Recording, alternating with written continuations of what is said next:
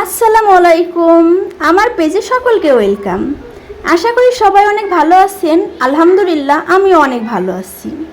আজকে আপনাদের সাথে নতুন আরেকটি রেসিপি নিয়ে হাজির হয়েছি।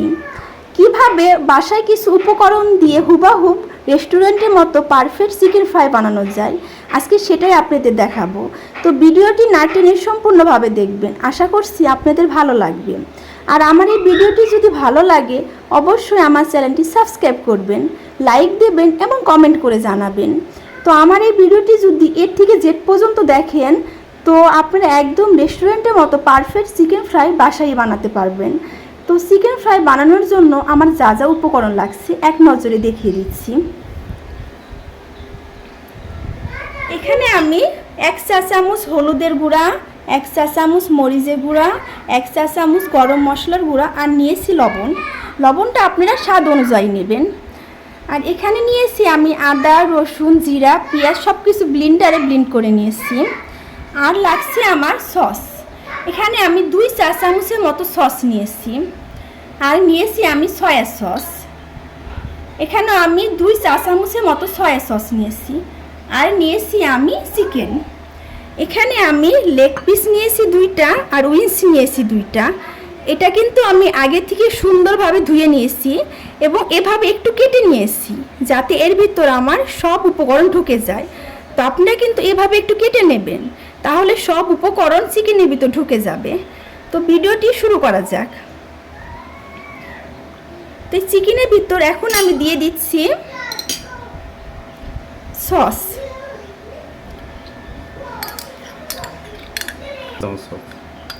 দুই চা চামচ সস দিয়ে দিচ্ছি।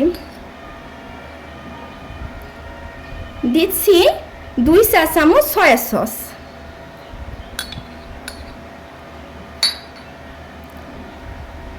আর এখানে আগে থেকে যে ব্লেন্ডারে বেটে নিয়েছি আদা, রসুন, পেঁয়াজ, জিরা সব ব্লেন্ড, সেটা দিয়ে দিচ্ছি। এখানে আমি 1 চা চামচের মতো দিয়ে দিলাম। আপনার চিকেন অনুযায়ী মশলাগুলো নিয়ে নেবেন।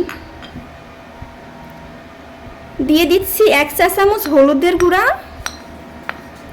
মরিচের গুঁড়া, লবণটা স্বাদ অনুযায়ী নিয়ে নেবেন, 1 চা চামচ লবণ আর গরম মশলার গুঁড়া। এখন সবগুলো উপকরণ আমি একটু ম্যারিনেট করে নেব। আমি খুব সুন্দর করে ম্যারিনেট করে নিয়েছি। এখন আমি চলে যাব দ্বিতীয় স্টেপে। এখন দ্বিতীয় স্টেপ, এখানে আমি 1 কাপের মতো ময়দা নিয়েছি। এখন এর ভিতর আমি একটু লবণ দেব, হলুদের গুঁড়া, মরিচের গুঁড়া আর দিয়ে দিলাম ধনিয়া গুঁড়া। আধা চামচ করে আমি সব উপকরণ দিয়েছি। এখন দিয়ে দেব কর্নফ্লাওয়ার। এটা আপনি যে কোনো দোকানে পেয়ে যাবেন। তো কর্নফ্লাওয়ার অথবা বেকিং পাউডার দুটার ভিতর যে কোনো একটা আপনারা দিতে পারেন। তো আমি দিয়ে দিচ্ছি 1 চা চামচ কর্নফ্লাওয়ার। এখন উপকরণগুলো একটি চামচের সাহায্যে আমি মিক্স করে নেব যাতে সব উপকরণগুলো লেগে যায়। সব উপকরণগুলো আমি সুন্দরভাবে ময়দার সাথে মিক্স করে নিয়েছি। এখন এটা আমি সাইডে রাখবো। এখন এখানে একটা ডিম আমি সুন্দর করে ফেটে নিয়েছি। আপনারা কাঁটা চামচের সাহায্যে অথবা হ্যান্ড ব্লেন্ডারের সাহায্যে ডিমটা ফেটে নেবেন। এখন আমি আমার চিকেনগুলা একটা করে চিকেন সুন্দরভাবে এর সাথে লাগিয়ে আমি এই ময়দা, এখন চিকেনটা আমি ময়দার ভিতর দেব, দিয়ে সুন্দরভাবে চারিদিকে আমি ময়দাটা লেগে নেব।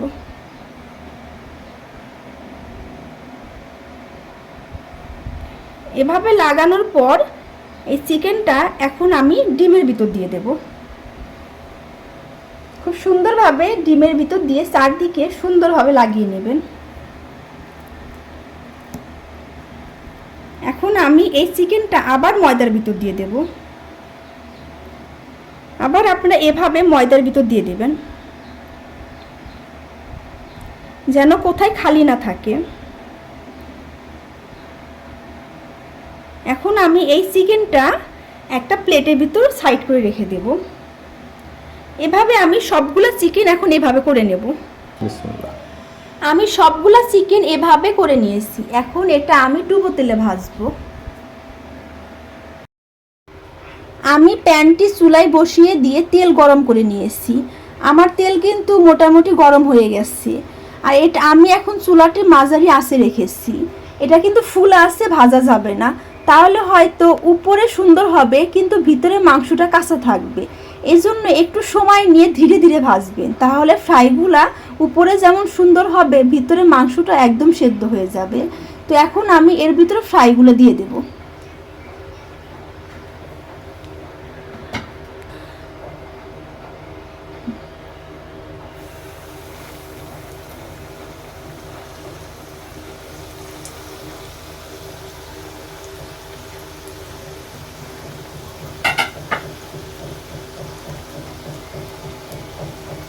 ফ্রাইগুলো কিন্তু অবশ্যই একটু সময় নিয়ে ভাজবেন,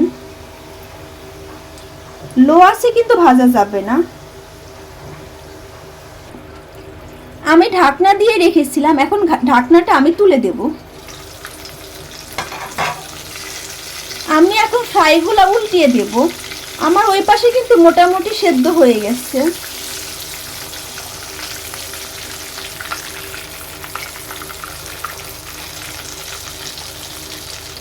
আর মাঝে মাঝে একটু এইভাবে চাপ দিয়ে ধরবেন।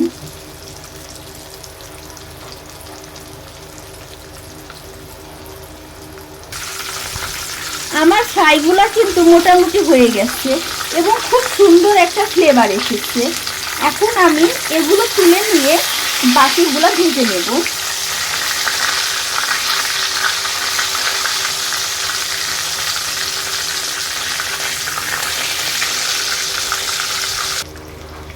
আমার সবগুলো ফ্রাই প্রায় ভাজা শেষ। এখন প্লেটের ভিতর আমি টিস্যু রেখেছি যাতে আমার বাড়তি তেলগুলো টিস্যুর ভিতর চলে যায়। এবার আমি সবগুলো ফ্রাই তুলে নেব।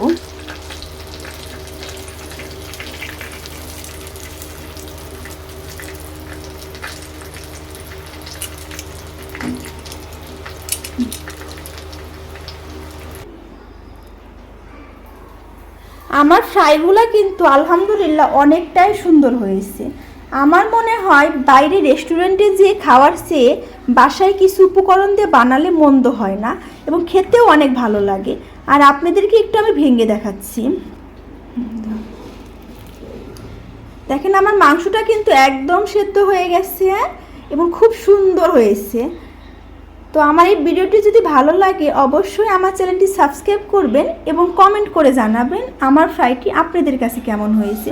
তো আজকের মতো এই পর্যন্তই। আল্লাহ হাফেজ।